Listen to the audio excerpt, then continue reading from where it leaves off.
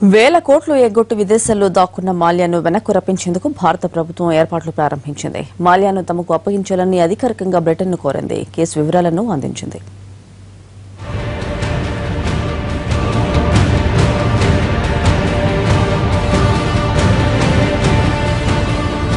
Liquor king మాలియాను వెనక్కు పంపాలని భారత ప్రభుత్వం బ్రిటిష్ హైకమిషనర్కు లేఖ రాసింది. దేశంలోని 17 బ్యాంకులకు బకాయి పడిన 9,300 కోట్ల అప్పులను రాబట్టుకునేందుకు మాలియా భారత్కు రావడం అత్యవసరమని పేర్కొంది.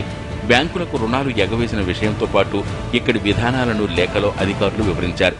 మాలియాకు వ్యతిరేకంగా నాన్ బెయిలబుల్ వారెంటు జారీ అయిన విషయంతో పాటు ఆయన పాస్పోర్టును గత వారం రద్దు చేసిన విషయాన్ని బ్రిటిష్ దృష్టికి తీసుకువెళ్లారు.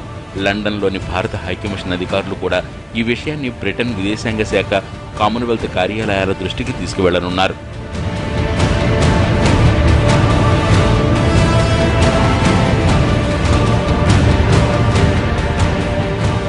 మార్చి 2న మాలియా విదేశాలకు పరారయ్యారు.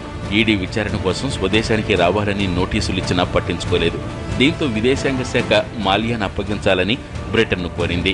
ఇటు వచ్చేవారం మాలియాను రాజ్యసభ నుంచి బహిష్కరించే అవకాశాలు కనిపిస్తున్నాయి.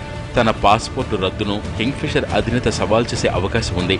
లేదా బ్రిటన్లోనే తనను ఉండనివ్వాలని విజ్ఞప్తి చేయొచ్చు. Fly the good times tag లైన్తో పాటు మరికొన్ని ట్రేడ్ మార్కులను బ్యాంకులు వేలం వేయనున్నాయి. వీటి వేలం రిజర్వ్ ధర 366 కోట్ల రూపాయలుగా ప్రకటించారు. రుణాలు తీసుకునే సమయంలో కింగ్ఫిషర్ వీటిని షూరిటీలుగా ఉంచింది. అయితే ఇప్పటికే కింగ్ఫిషర్ బ్రాండ్ వాల్యూ పడిపోయినందున వేలానికి పెద్దగా స్పందన ఉండబో అంటున్నాయి మార్కెట్ వర్గాలు.